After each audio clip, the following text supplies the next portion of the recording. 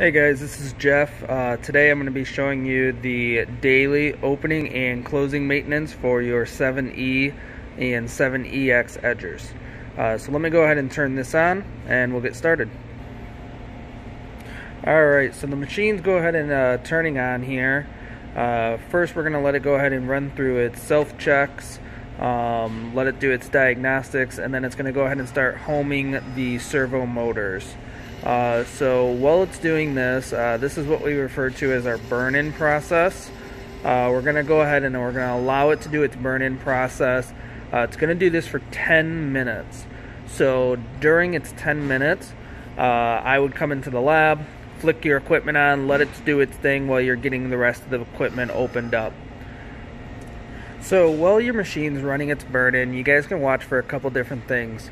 First thing you want to watch for in the carriage here, go ahead and watch for movement. Make sure the movement's nice and free, that it's not hanging up, nothing seems erratic. So yeah, go ahead and keep an eye, watch it do a few passes, and make sure that the motor's just moving nice and freely. So we'll watch this for a second as everything looks good.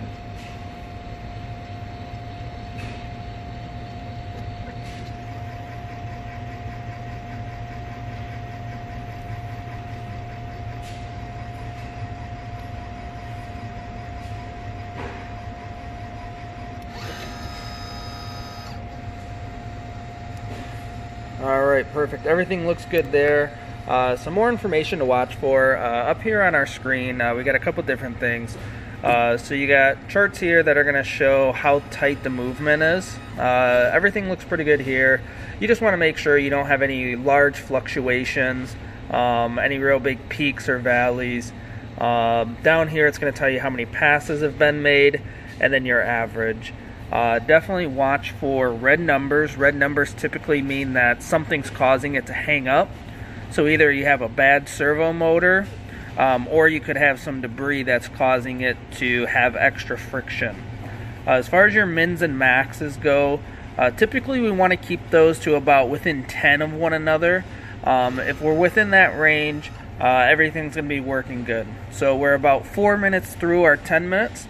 I'll be right back with you guys as soon as it's done. Alright guys, so our calibration just finished. Everything looks good. During your 10-minute burn-in, you should get around 14 to 15 passes. So again, take a look at all your numbers, make sure everything looks good, and then we're ready to move on. So next thing it's going to want to do is it's going to want to calibrate the probes. So in order to do this, we're going to mount our calibration disc. Our calibration disc should look something like this. Depending on what chucks you're using, the actual fitment might be a little bit different, but this is what it should look like. So I'm going to go ahead and insert this into the edger, and then we'll go ahead and we'll start our calibration. Alright, the calibration disc is inserted into the edger, so let's go ahead and start this. So to start it, we're going to go ahead and click OK. And it's going to go ahead and move our calibration probe into place. Same thing here, you can watch it or you can kind of walk away.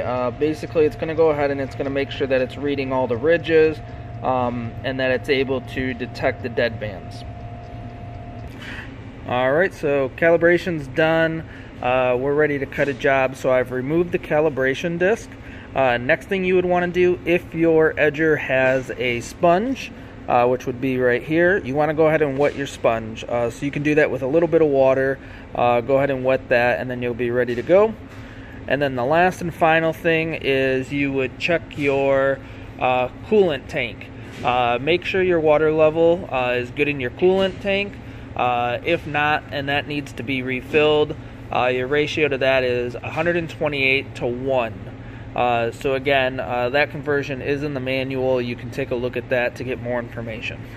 With that being said, we've let our machine do its burn-in. We've calibrated the probe tips. We've dampened our sponge, and we've checked our water level, so we're good to go ahead and run some jobs.